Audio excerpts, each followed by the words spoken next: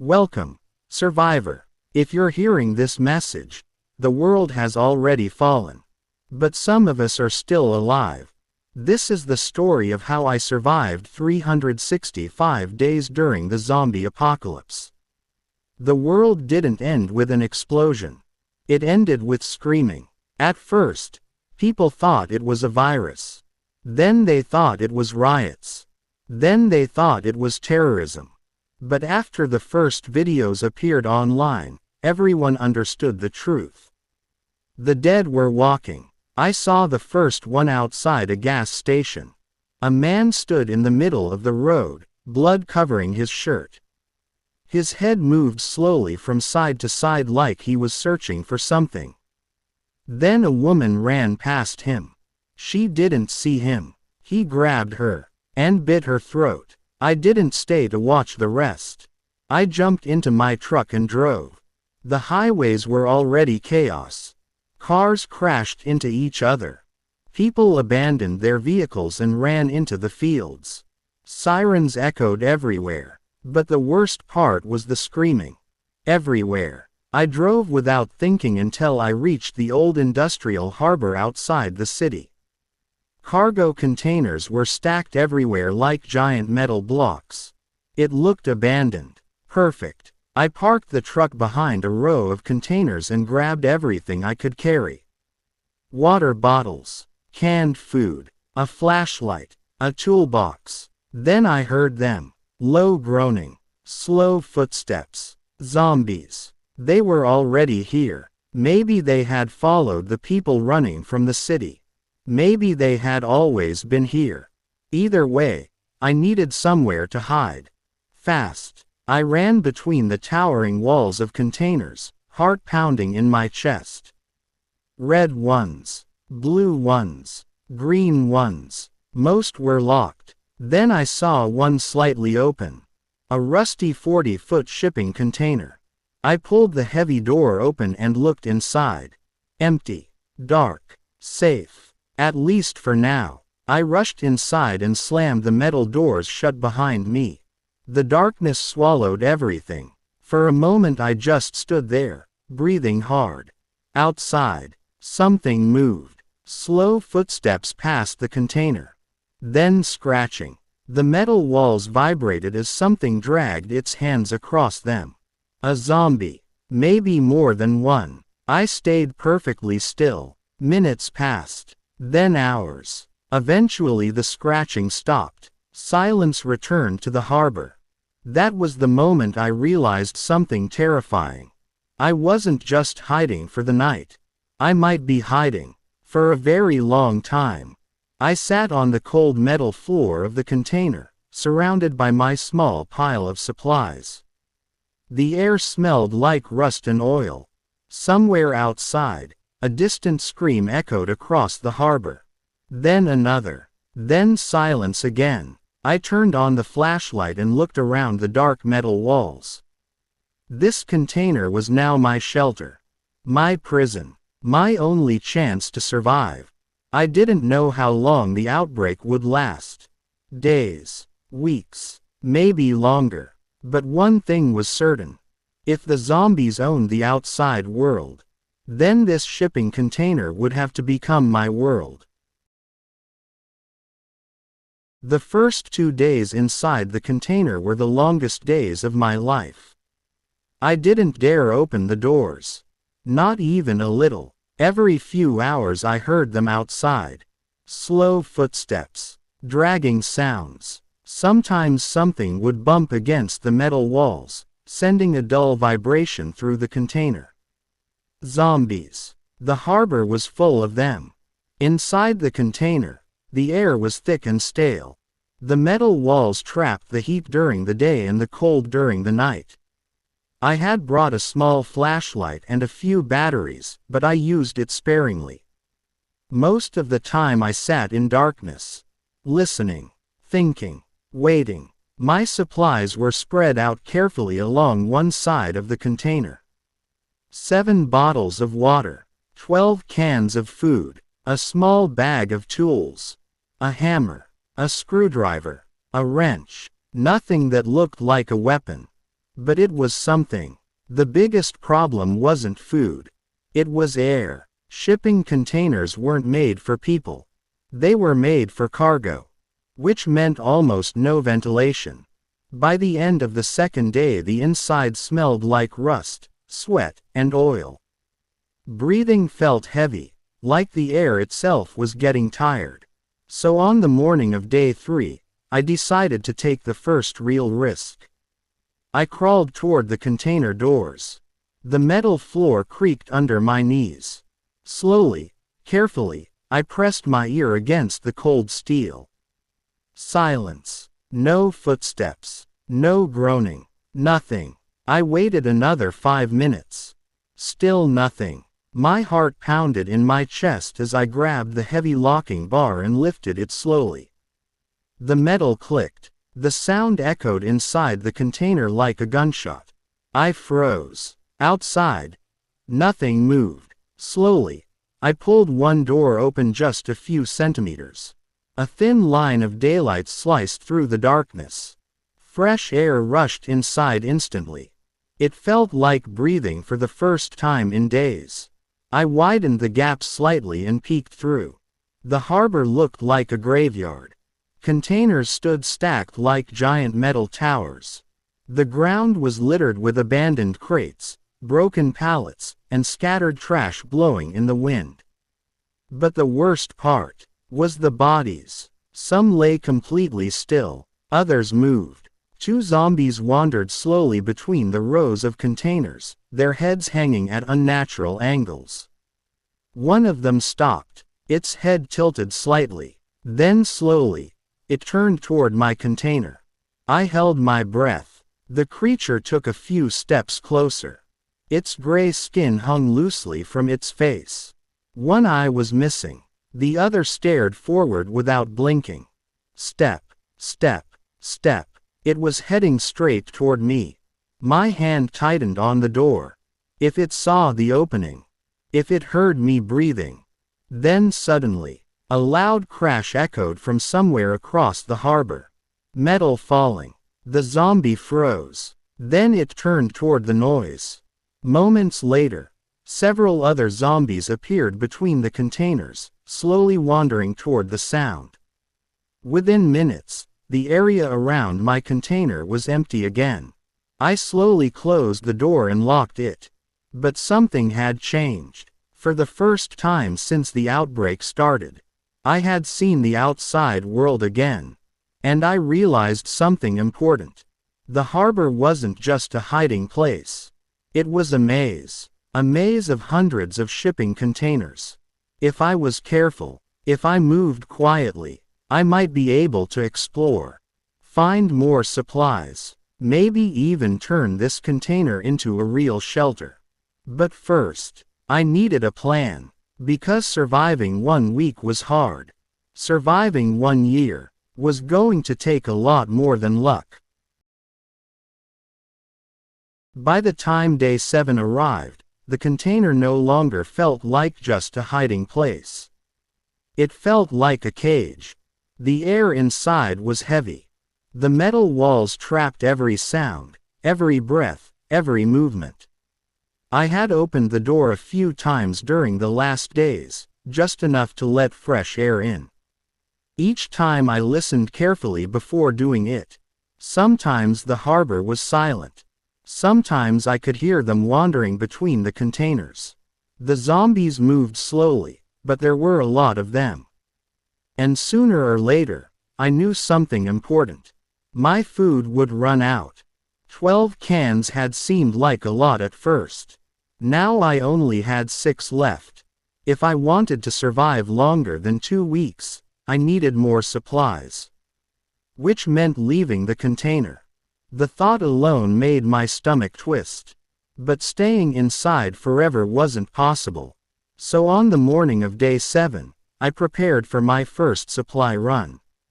My weapon wasn't impressive, just the hammer from the toolbox. I tested its weight in my hand. Not perfect, but better than nothing. I slowly unlocked the container door and opened it just enough to look outside. The harbor was quiet. Gray clouds covered the sky, making everything look darker and colder. Wind moved through the rows of containers with a low hollow sound. No zombies nearby. Good. I stepped outside for the first time in a week. The fresh air felt incredible. But I didn't relax. Not even for a second.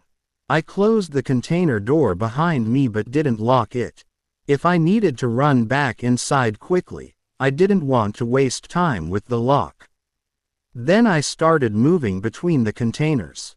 Slow, careful, every corner could hide a zombie. The harbor was huge. Containers were stacked 3 or 4 high, forming narrow corridors that twisted through the yard like a maze. After a few minutes, I found what I was looking for. An overturned cargo crate. Its wooden side had broken open, spilling supplies across the ground. Food packages. Plastic containers. Some of them looked untouched. I quickly knelt down and checked them. Canned beans. Energy bars. Even a few sealed water bottles. My luck was changing. I started putting as much as I could carry into a small backpack I had brought from the truck. Then I heard it. A sound behind me. Slow, dragging footsteps. I froze. The footsteps stopped. Then came the low, familiar groan. A zombie. I slowly turned my head. 10 meters away, a figure shuffled into the corridor between the containers. Its clothes were torn. Dark blood covered its chest. But what scared me most was that it wasn't alone. Another one appeared behind it.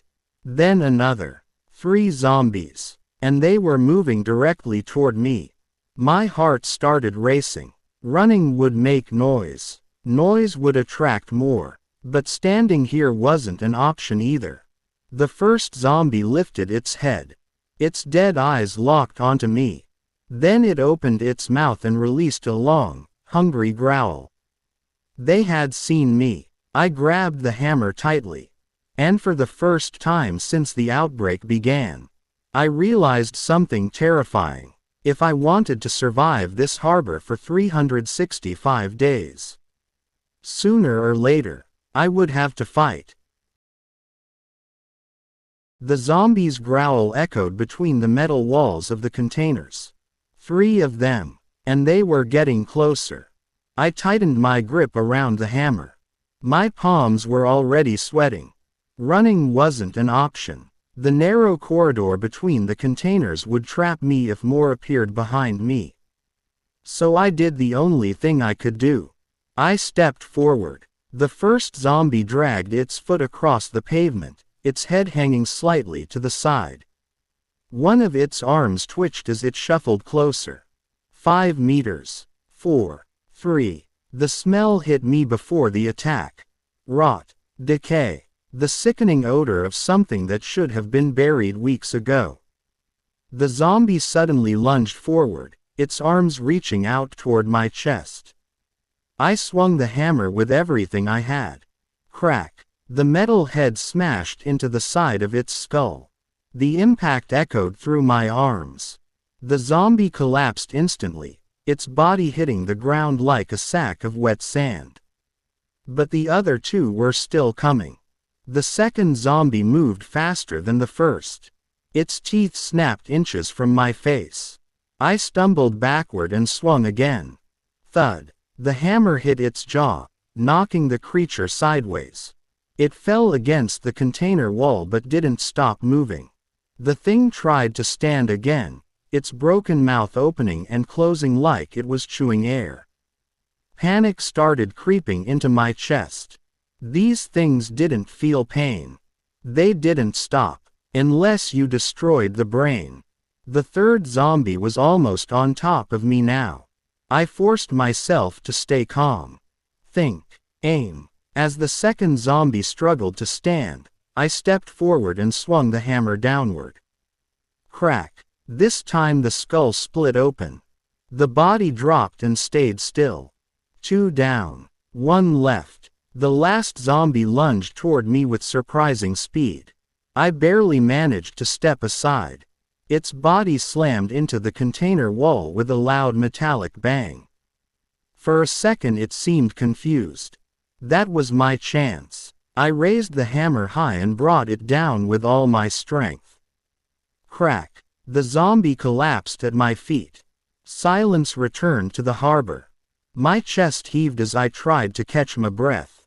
3 bodies lay on the ground around me. 3 zombies. 3 things that had once been people. And I had just killed them. My hands were shaking. Not from fear anymore. From realization. This was the new world now. There were no police. No hospitals. No rescue teams coming. Just survivors. And the dead. I quickly finished collecting the supplies from the broken crate and stuffed them into the backpack.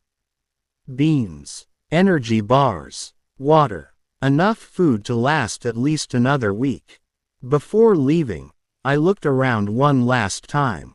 The noise of the fight hadn't attracted any more zombies. At least not yet. That meant I still had time. I hurried back through the maze of containers until I finally saw it. My shelter. The rusty red shipping container. I slipped inside quickly and pulled the heavy doors closed behind me. The metal lock clicked into place. Safe again. For now. I sat down on the cold floor and opened one of the cans I had just found. For the first time since the outbreak started, I felt something new. Hope. Maybe surviving here wasn't impossible after all. If I was smart. If I stayed quiet. If I kept improving this container. Then maybe, just maybe, I could survive the entire year.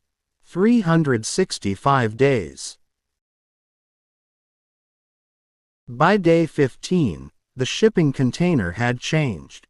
It was no longer just a hiding place. It was becoming a shelter.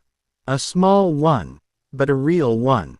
The first thing I fixed was the air problem. During the last week the inside of the container had become unbearable during the day.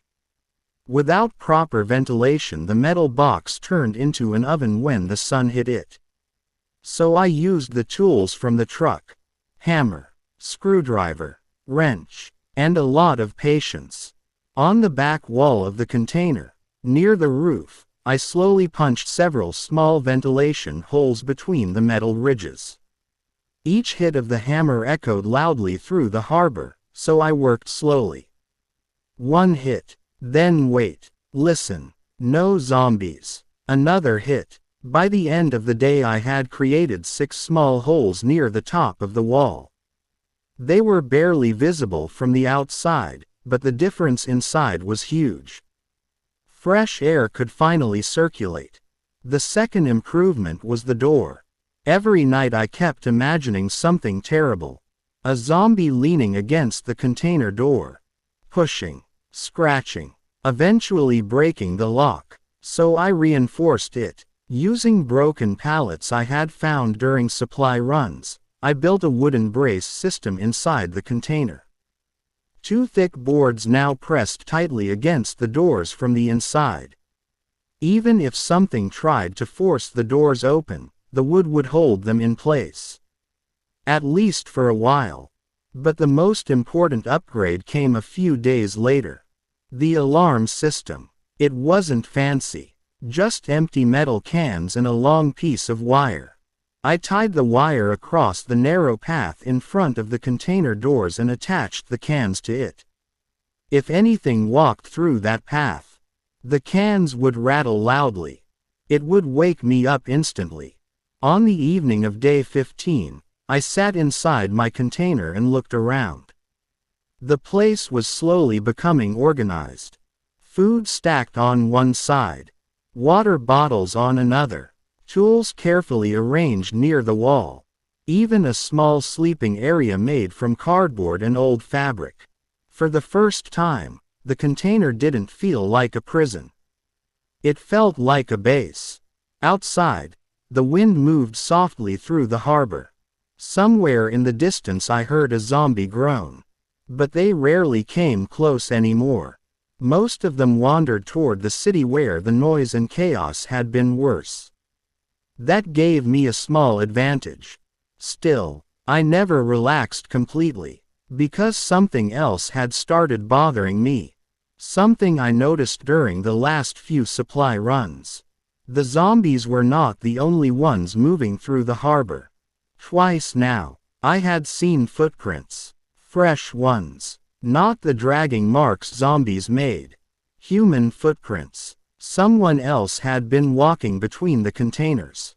Someone alive. I hadn't seen them yet, but I knew they were there.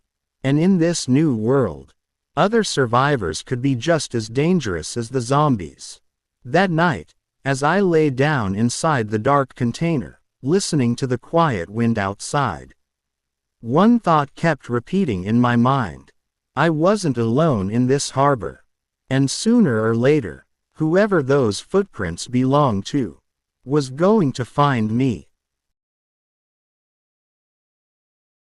The first time I saw him, I thought I was imagining things. It was early morning on day 22. The sky was gray and quiet, the kind of morning where the world felt completely empty. I had climbed onto a stack of wooden crates near my container to look over the rows of metal boxes. From there I could see a large part of the harbor maze. It helped me plan my supply runs. And it helped me watch for danger. Zombies wandered through the area sometimes, but they usually moved slowly and randomly. Easy to avoid. But that morning, something different moved between the containers. A human figure. I froze. The man stepped carefully out from behind a blue container about 50 meters away. He looked thin. His clothes were dirty and torn, and he carried a long metal pipe in one hand like a weapon. But the way he moved told me everything I needed to know. He was alive. My heart started beating faster. For weeks I had been completely alone. No voices. No human movement. Just wind and zombies. Now suddenly there was another survivor walking through the harbor. I crouched lower behind the crates and watched him. He moved slowly, checking corners before turning them. Smart. That meant he had survived long enough to learn the rules of this new world. The man stopped near a stack of containers and knelt down. From where I was sitting, I could see what he had found. Food. A small cargo box that had fallen open. He quickly grabbed a few cans and stuffed them into a backpack. Then something unexpected happened. The man suddenly looked up, directly toward my position. Our eyes met. For a moment neither of us moved. Just two survivors staring at each other across the silent harbor. I didn't know what he was thinking. And he didn't know what I was thinking. In the old world, meeting another person would have been normal. Maybe even friendly. But this wasn't the old world anymore. Food was limited. Water was limited. Trust was dangerous. The man slowly stood up. His hand tightened around the metal pipe. He didn't approach. But he didn't leave either. For several seconds we just stared at each other. Then suddenly, a loud groan echoed between the containers. A zombie stumbled into the corridor behind him. Then another. The noise had attracted them. The stranger quickly turned, spotted the approaching zombies, and grabbed his backpack. Before I could even react, he ran between two containers and disappeared into the maze. Seconds later the zombies wandered into the same corridor he had been standing in. They sniffed the air and groaned loudly. But the stranger was already gone. Within a minute the harbor was quiet again. I slowly climbed down from the crates. My mind was racing. Someone else was living here. Someone smart enough to survive. Someone strong enough to fight. But one question kept repeating in my head. Was he a friend, or a future problem? That night I sat inside the container, staring at the metal doors.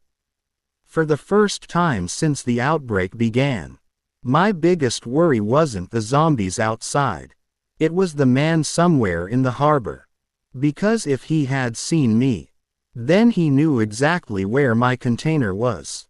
And sooner or later, he might come back. The harbor had been quiet for days. Too quiet. By day 30, I had started to notice patterns. Zombies wandered slowly during the day, but at night, it got dangerous. I lay on my cardboard bed inside the container, listening. Every groan, every rustle outside made me flinch. Around midnight, the first sharp clatter hit my ears.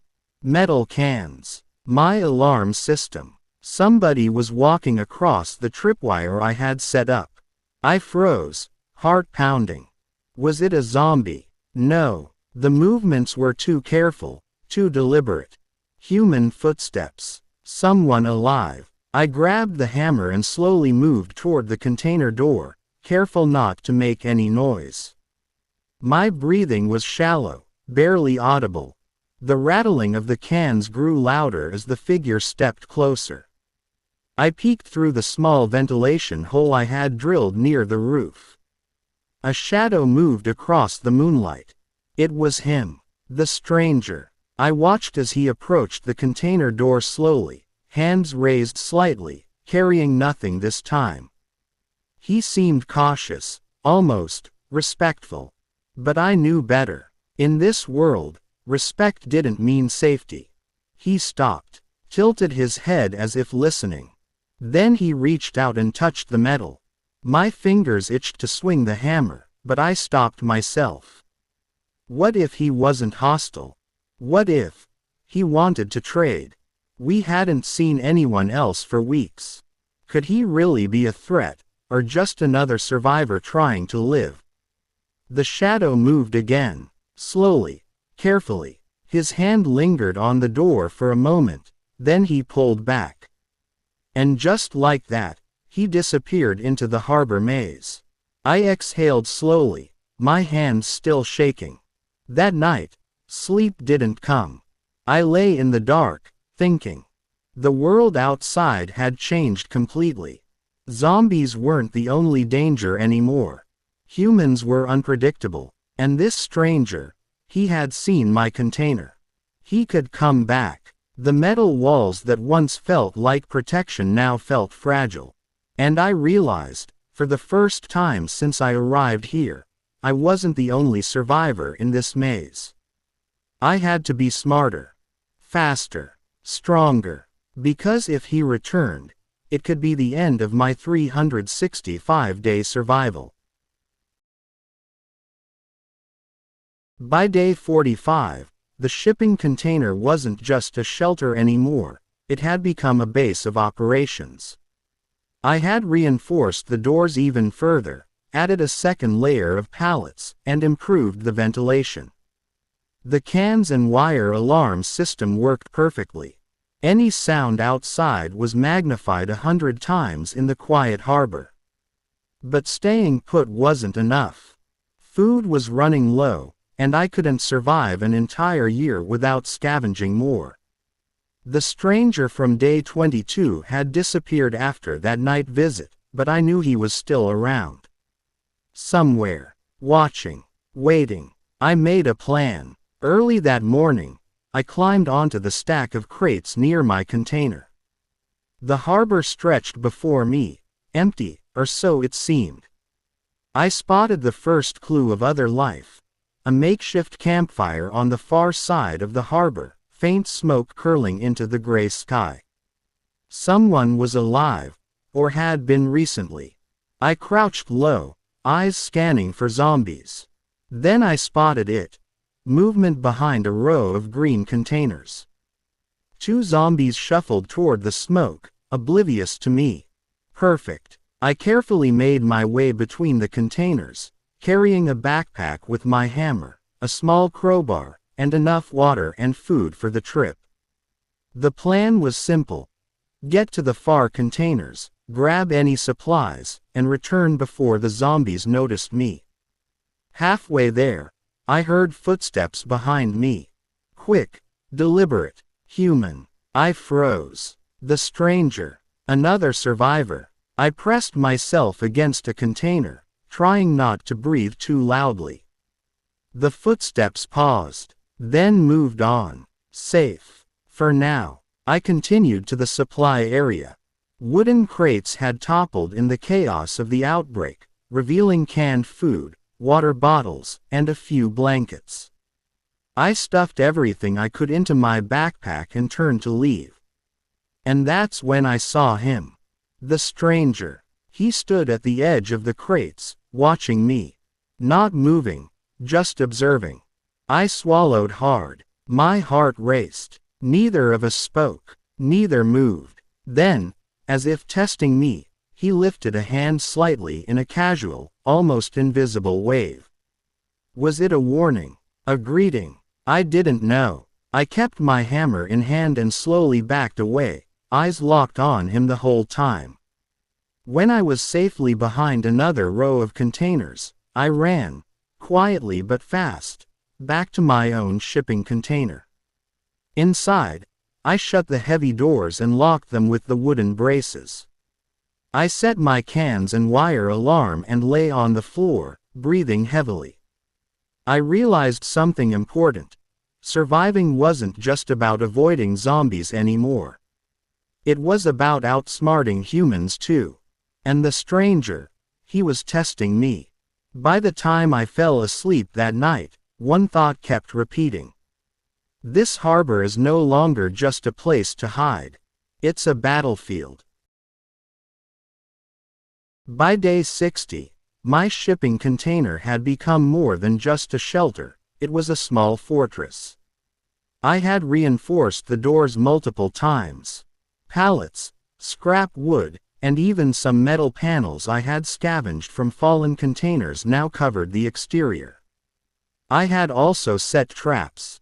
Nothing fancy, just simple tripwires connected to empty cans and a few sharp metal scraps I had found. Anything, or anyone, walking near the container would make noise.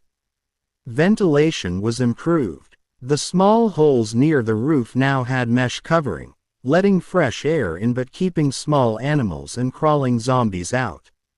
Inside, I organized supplies meticulously. Food stacked by type, water bottles in neat rows, tools within arm's reach, and a small sleeping area tucked into the far corner. Despite all of this, my mind never rested. The stranger. He had been gone for days, but I knew he hadn't left the harbor. Someone that cautious didn't disappear just like that. I started mapping the maze of containers during the day, marking potential paths, supply points, and zombie hotspots. I even traced faint footprints I had seen during my earlier runs. Everything pointed to one fact: survival in this harbor wasn't random. You had to plan, prepare, and predict. That night, the alarm cans clattered again. I froze. Footsteps. Human. Careful. Deliberate. Watching. I peered through the ventilation hole. The stranger. He had returned. This time, he carried a small backpack and moved cautiously around my container, checking corners and scanning for traps. I didn't move. I didn't make a sound. Then he did something unexpected. He crouched near the ground and left a small bundle of supplies just outside my container. Canned food, water, a small bag of dried meat, a peace offering, or a trap. I waited. Minutes passed. Nothing happened. Finally, I edged the door open slightly and grabbed the bundle. It wasn't a trap. I had no idea why he had left it. But for the first time, I realized something. This stranger, this survivor, might not be an enemy. Maybe he was like me. Trying to live, trying to survive. The harbor had become a dangerous chessboard. Zombies were the first threat. Humans were the second. And the stranger, he was no longer a question mark. He was a player. And if I wanted to survive the next 305 days, I needed to learn how to play the game. By day 75, I had grown used to the rhythms of the harbor. Zombies shuffled through the maze of containers during the day. Nights were quiet, or at least quieter than I expected. The stranger had left supplies twice more. Each time, I hesitated before taking them, always scanning for traps or hidden threats. But something had changed. I started to wonder. Maybe he wasn't hostile. Maybe he was, like me. That night, I decided to try something risky. I left a small note outside the container, tucked under a flat piece of metal. It read simply, "Whoever you are, I don't want trouble. I only want to survive. Survivor." Then I retreated into the shadows inside the container, waiting. Hours passed. The wind rattled the metal walls. Zombies groaned in the distance. And then, footsteps. Careful, measured, human. The stranger appeared, crouched near my container, holding something in his hands. He picked up my note, read it quickly, and looked toward the container door. I held my breath. Then he left something in its place. A small package wrapped in cloth. I approached slowly and opened it. Inside, a small, sharp knife, a few more cans of food, and a note. "We need to trust each other, or we die alone. H. That was all it said. I realized then that he wasn't trying to harm me. He was testing me, and perhaps, offering an alliance. The night stretched on as I sat in the dark, thinking. For weeks, I had lived alone. Every sound outside was a threat. Every movement a potential enemy. But now, there was a possibility. Someone to watch my back. Someone to share this dangerous world with. The next morning, I reinforced the container again, but this time I left a small opening in the side, just enough for a cautious exchange if he returned. It was a small step. A risky step. But day 75 taught me something crucial. Survival wasn't just about avoiding the dead. It was about choosing who to trust among the living. And in this harbor, trust might be the most dangerous game of all. By day 90, the harbor had become more dangerous than ever. Zombies weren't wandering alone anymore. Small groups started roaming the container maze, drawn by sound, smell, and movement. I had fortified my container further, but one person alone couldn't survive this. And then, the stranger returned. This time, he didn't leave supplies. He waited outside the small opening I had left in the side of the container. I approached cautiously, hammer in hand. "Who are you?" I whispered through the gap. The stranger crouched and held up his hands, showing he meant no harm. "H," he said softly. "H," I repeated. He nodded. "Name's H. Been surviving here a while. Saw you last month. Didn't know if you were hostile." I lowered the hammer slightly.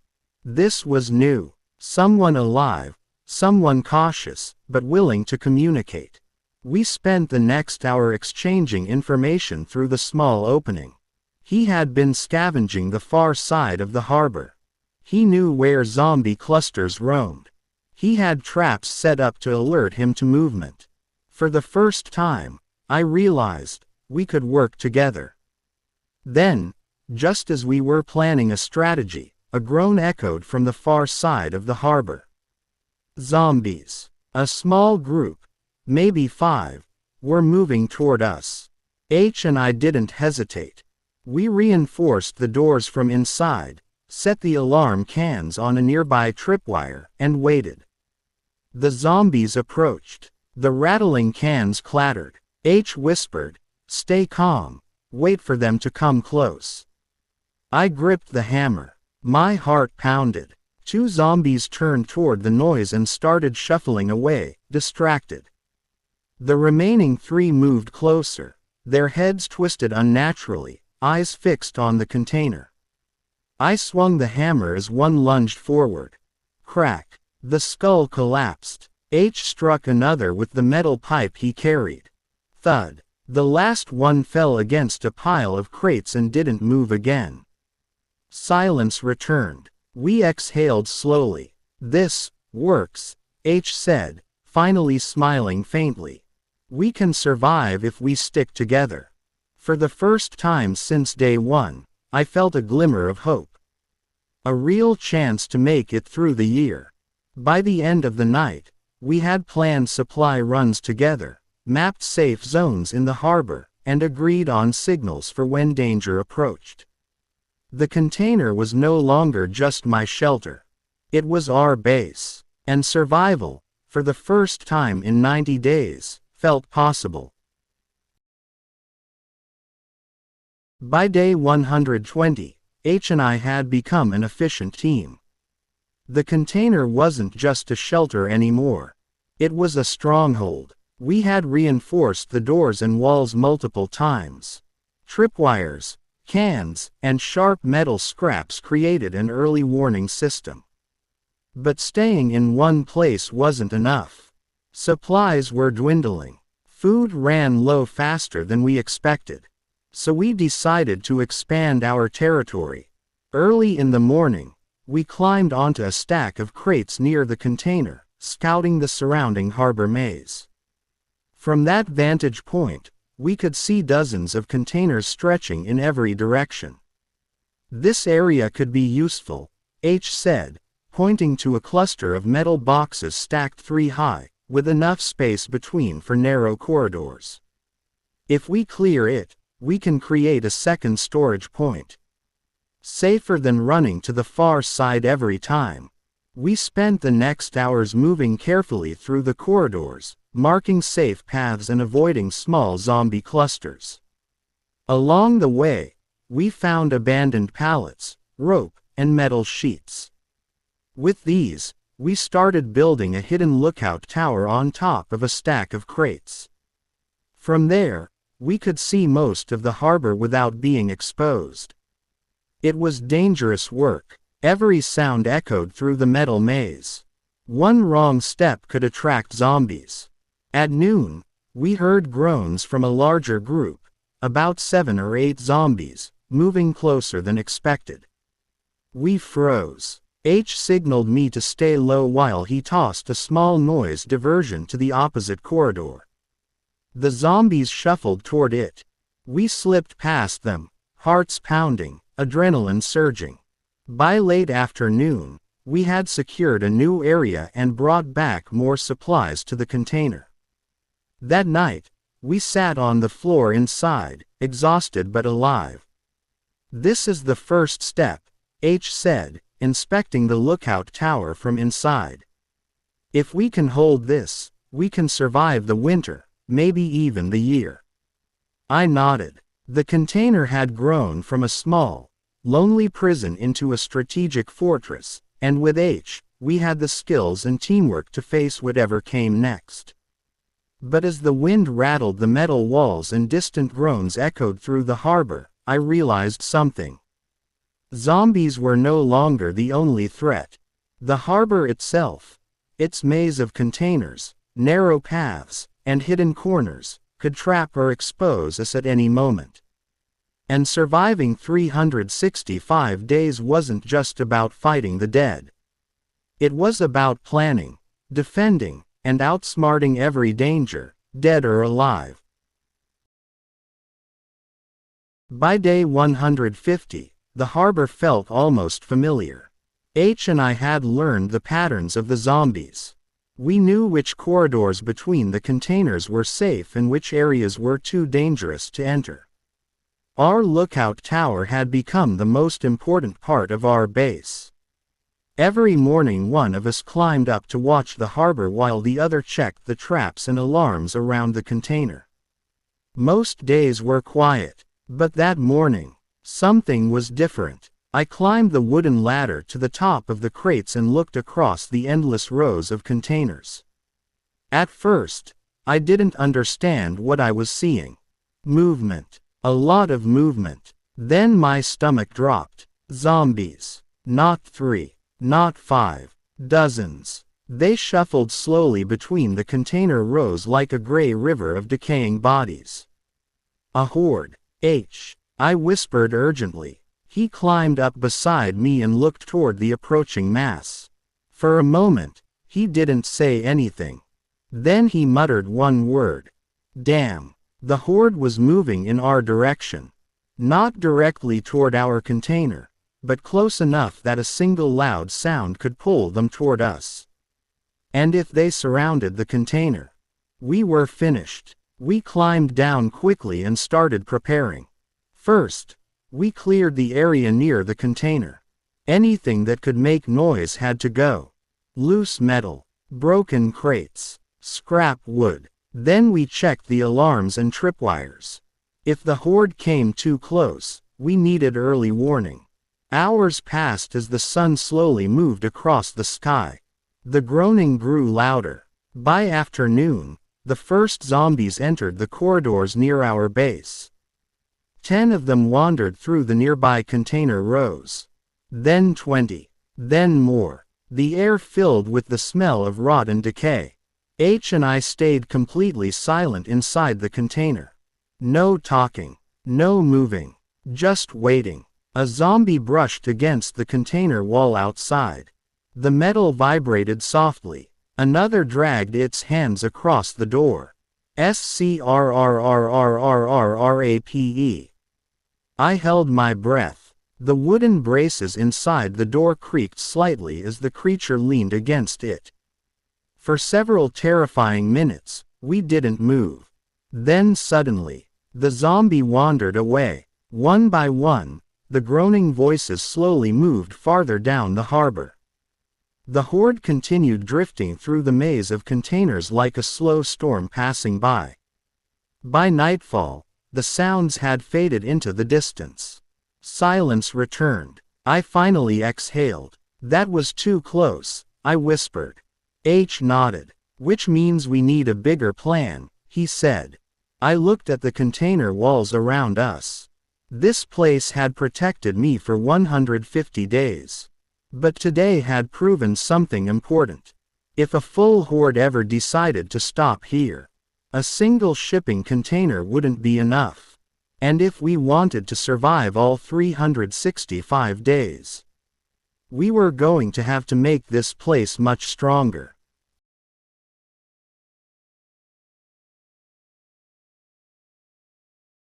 By day 200, and I had turned the container yard into something close to a safe zone.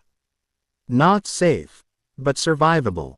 We had mapped most of the harbor maze, marked dangerous zones, and built a second small supply stash inside an empty container a few rows away. Food was stable, water was stable, and most importantly, we had each other watching our backs. But one afternoon, everything changed. I was on the lookout tower scanning the container rows when I noticed something strange. Movement. Not the slow, dragging movement of zombies. Fast, careful, human. Then I saw them. 3 people moving between the containers about 80 meters away. My heart started racing. I called quietly. He climbed up beside me and followed my gaze. 3 survivors. 2 men and a woman. All carrying weapons. One had a machete. Another carried what looked like a wooden spear. The third had a backpack filled with supplies. They were scavenging, just like we had been doing for months. But there was something different about the way they moved. They weren't cautious. They were loud. One of them knocked over a metal crate while searching through supplies. The sound echoed through the container rows. Both and I froze. Idiots, whispered. The noise carried far, too far. Within minutes, we heard the first distant groans. Zombies. The 3 survivors heard it too. They looked around nervously as the sound grew louder. Then the first zombies appeared at the end of the corridor. 3, then 6, then more. The survivors panicked. Instead of moving quietly, they started running. Big mistake. Their footsteps echoed through the harbor. The zombies followed the noise immediately. Within seconds, the situation exploded into chaos. More zombies emerged from between the container rows. 10, 20, maybe more. The entire harbor seemed to wake up. One of the survivors tripped and fell. The woman tried to pull him up, but the zombies were already too close. H turned away. We both knew what was about to happen. Screams filled the air. The sound echoed through the maze of containers, drawing even more zombies into the area. Soon the corridor was filled with the dead. The third survivor ran blindly between containers, disappearing deeper into the harbor. But the damage was done. The harbor was now crawling with zombies again. Much worse than before. H looked at me with a grim expression. Those idiots just reset everything. He was right. Months of careful movement, months of quiet survival, all destroyed in a few minutes of panic. The dead were everywhere again. And our base was now sitting in the middle of it. That night, as we sat inside the container listening to the distant groans echo across the harbor, I realized something terrifying. The hardest part of surviving 365 days wasn't the zombies. It was the other survivors. Because one bad decision could destroy everything.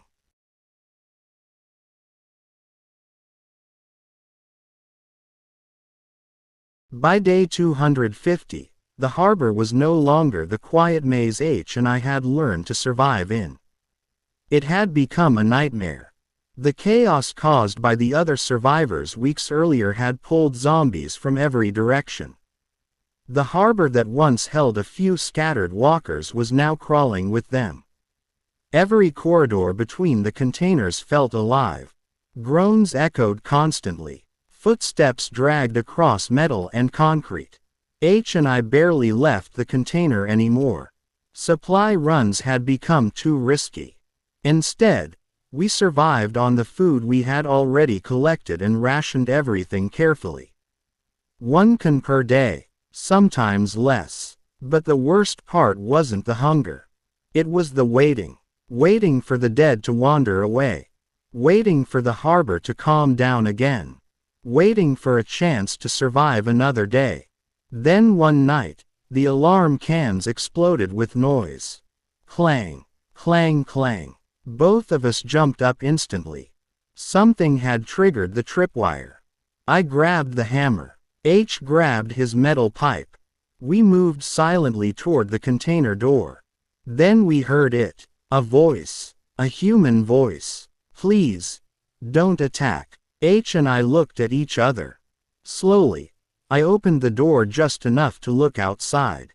A man stood there. Dirty. Exhausted. Terrified. I recognized him immediately. The third survivor. The one who had escaped when the other two died. He looked much worse now. His clothes were torn, his face pale, and blood covered one sleeve. Please, he whispered. I've been hiding for weeks. They're everywhere. Behind him, the harbor groaned with zombie sounds. H studied the man carefully. You led them here, he said coldly. I know, the man replied. But if we don't work together, none of us are getting out of this place. I looked past him into the dark corridors between the containers. Movement. Lots of movement. The harbor was still packed with zombies. H sighed heavily. Then he stepped back from the door. Fine, he said. But if you try anything stupid, you're gone. The man nodded quickly and stepped inside the container. For the first time since the outbreak, there were 3 survivors inside. But the situation outside had never been worse. Hundreds of zombies now wandered the harbor. And the container that had protected me for 250 days was now sitting in the middle of a graveyard. If we wanted to reach day 365, we were going to have to do something we had never tried before. Escape the harbor.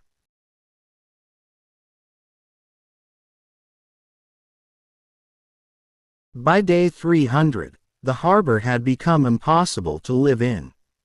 What once felt like a maze we understood was now completely overrun.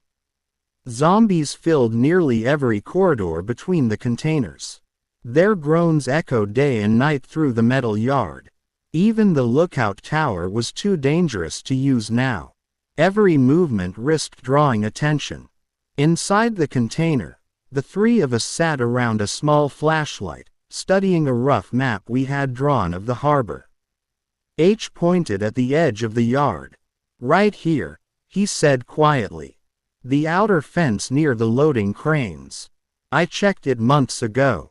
There's a damaged section." The third survivor, whose name we had finally learned was Marco, nodded slowly.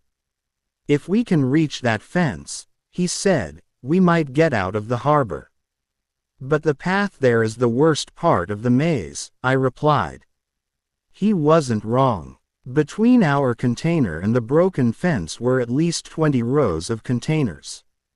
And between those rows, hundreds of zombies. H leaned back against the wall. "We don't fight them," he said. "We distract them." Marco raised an eyebrow. "How?" H reached into his backpack and pulled out something I hadn't seen before. "A small portable radio." "Noise," he said. The idea was simple. Too simple. We would place the radio deep in another part of the harbor and turn the volume all the way up. The sound would draw the zombies away from our path. While the dead moved toward the noise, we would run for the fence. Risky. Extremely risky. But staying inside the container forever wasn't an option anymore. Food was almost gone. Water was running low. And the harbor was getting more crowded with zombies every day. We spent the next 2 days preparing. Packing supplies. Studying the safest route. Memorizing every turn in the maze. By the night of day 300, the plan was ready. The harbor was silent except for distant groans. H held the radio in his hand. Marco tightened his grip on the machete he carried. And I looked one last time at the metal walls of the container. This place had saved my life for almost a year. It had been my shelter. My prison. My world. But tomorrow, we would finally leave it behind. If everything worked. If the zombies followed the noise. If we didn't make a single mistake. Then maybe, just maybe, we could survive long enough to see day 365.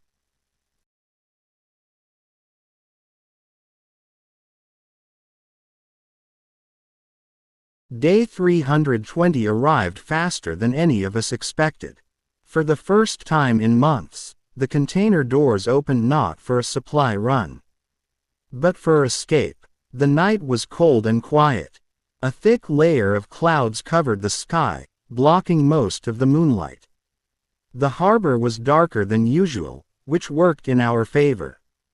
Less light meant less chance of being seen. H stepped outside first, holding the small radio in one hand. Marco followed with the machete. I brought up the rear with the hammer that had kept me alive since the first week. The three of us moved slowly between the rows of containers. Every step had to be silent. Every movement controlled. In the distance, zombies groaned and shuffled through the maze. There were more of them now than ever before. The harbor truly had become their territory. After 10 minutes of careful movement, we reached the point where the plan would begin. A narrow corridor between several stacked containers. Far enough away from our escape route. Perfect for drawing attention. H crouched down and placed the radio behind a fallen crate. He turned to us. "Once I turn this on, we don't stop moving," he whispered. Marco nodded. I swallowed and tightened my grip on the hammer. H turned the dial. At first, there was only static. Then suddenly, music blasted into the silent harbor. Loud, very loud. The sound echoed between the metal container walls like an alarm. For a few seconds, nothing happened. Then we heard it. Groaning. Lots of groaning. Zombies began emerging from every direction, drawn by the noise. Dark shapes shuffled into the corridor, moving toward the radio. More appeared behind them. Then more. Within minutes, dozens of zombies were moving toward the sound. Exactly what we wanted. H looked at us and whispered the word we had been waiting for. Go. We ran. Not full speed, but fast, quiet, controlled. The maze of containers blurred around us as we moved through the memorized path. Left, right, straight, through narrow corridors barely wide enough for two people. Behind us, the music continued blasting across the harbor. And the zombies followed it like moths to a flame. For the first time in months, the path ahead of us was almost clear. But as we turned the final corner toward the outer fence, Marco suddenly stopped. Wait, he whispered. My stomach dropped. In the dim light, I saw why. 3 zombies stood directly in our path, blocking the last corridor before the fence. And they had already seen us. The creatures let out low, hungry groans as they began shuffling forward. H raised his metal pipe. I lifted the hammer. Marco stepped forward with the machete. Quiet escape was no longer an option.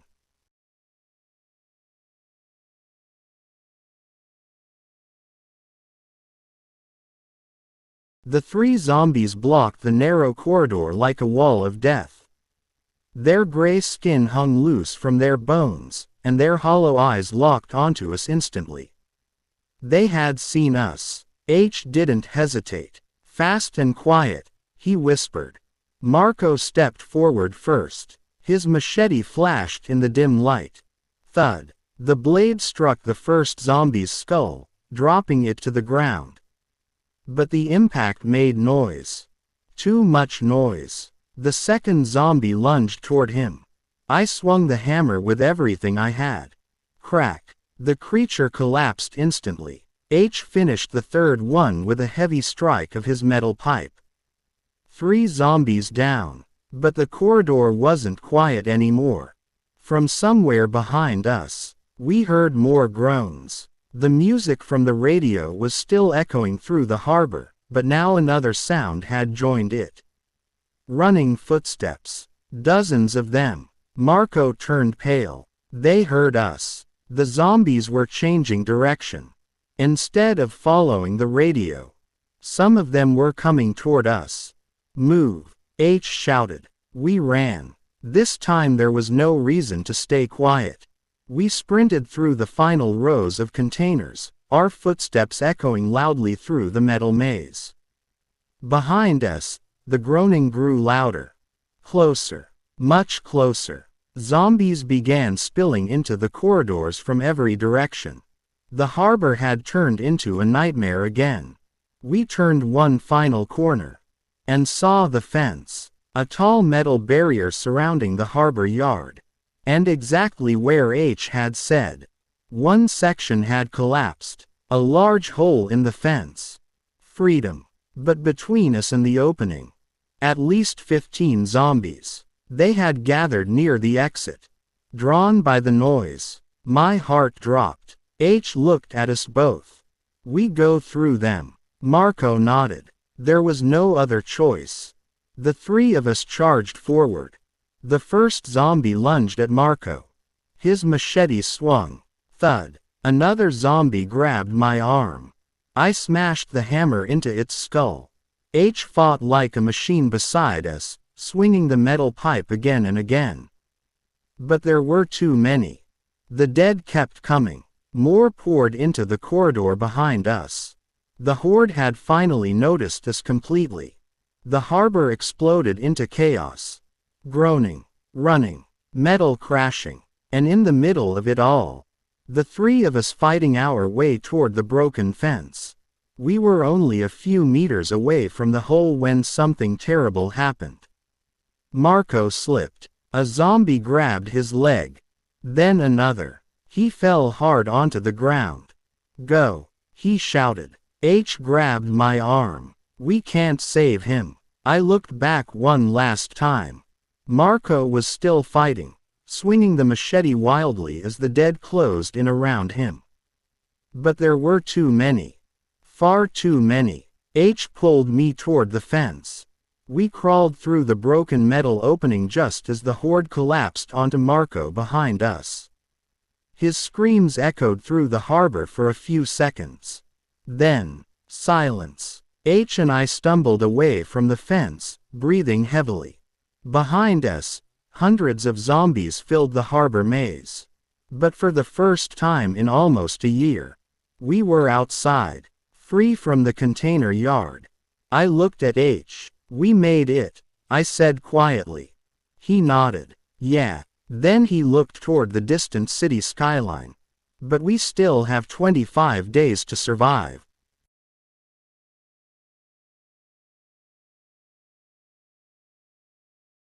"20 days had passed since we escaped the harbor. 20 long, exhausting days. H and I had been walking almost constantly, moving through abandoned streets, empty highways, and ruined towns. The world outside the container yard looked even worse than we imagined. Entire cities were silent. Cars sat abandoned in the middle of highways. Stores had been looted long ago. And everywhere we went, there were zombies. Sometimes just a few wandering through empty streets. Sometimes dozens gathered around buildings that had once been safe shelters. The world belonged to them now.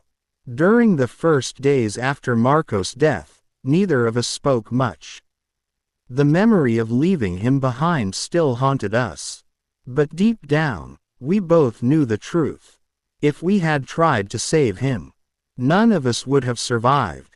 By day 350 we reached the outskirts of a small town. Compared to the harbor, it almost felt peaceful. Only a few zombies wandered the streets. Most buildings were still standing. We found an old gas station that looked mostly intact. The windows were broken, but the storage room in the back had a strong metal door. Perfect for shelter. That night, H and I sat on the floor, sharing the last can of beans we had found earlier that day. He looked tired, older than he had a month ago. "You know something," he said. "What?" I asked. He leaned his head against the wall. "You're going to hit day 365.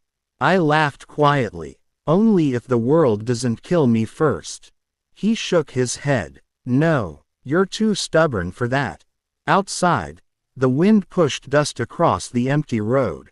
A few distant groans echoed through the night. But compared to the harbor, it almost felt calm. 5 days left. 5 days until 1 full year since the outbreak began. 1 full year of survival. 1 year of running, hiding, fighting, losing people, and somehow staying alive. Before going to sleep, H said something that stuck with me. "When you reach day 365, you should write it down somewhere." "Why?" I asked. "So if someone finds it someday, they'll know humanity didn't disappear without a fight." I nodded slowly. Maybe he was right. Maybe the story mattered. Because surviving this long meant something. Even in a world ruled by the dead. And if we could survive 5 more days, then I would finally say something that once felt impossible. I survived 365 days in a shipping container during the zombie outbreak. But the world was still dangerous. And the final 5 days would decide everything.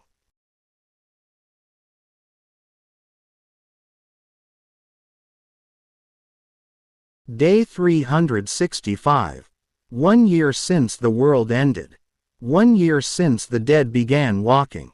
1 year since I locked myself inside a rusted shipping container in the harbor and prayed it would keep me alive. Somehow, it did. The morning air was cold as I stepped outside the gas station where H and I had been hiding. The sky was gray, just like it had been on the first day of the outbreak.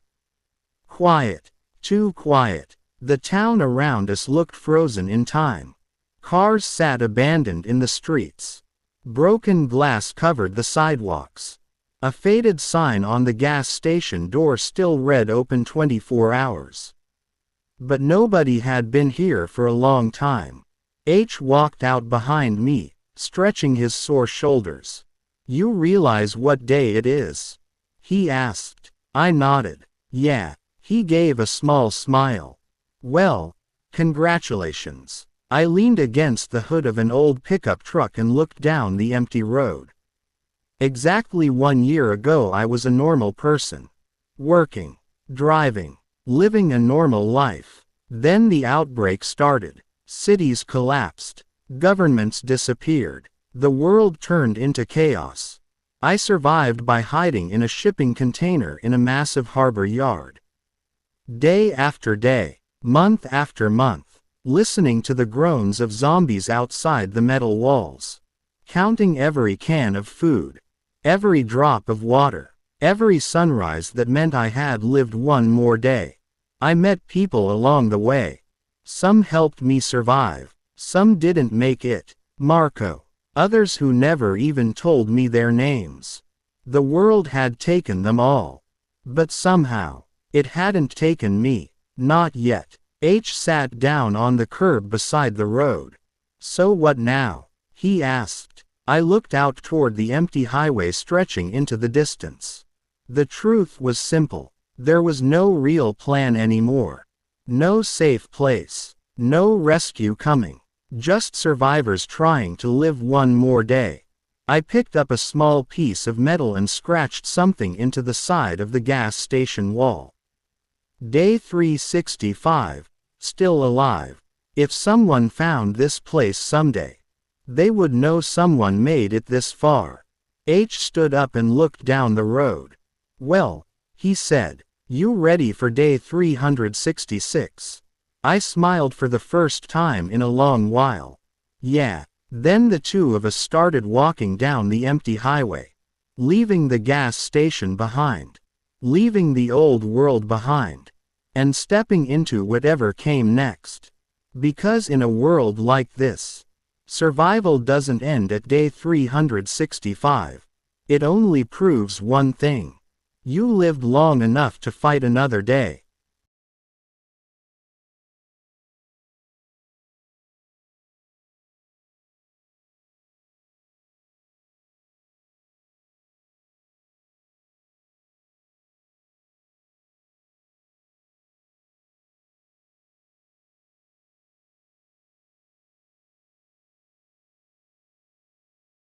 Congratulations, survivor. You made it through a full year in a world overrun by the dead. Every day was a fight. Every hour a test of your courage. If you enjoyed this journey and lived every moment with me, make sure to smash that like button. Don't forget to subscribe and turn on notifications so you never miss a story of survival, chaos, and the fight to stay alive. Share this adventure with your fellow survivors, because in a world like this, every day counts. And remember, survival isn't just about living. It's about fighting another day. See you in the next apocalypse.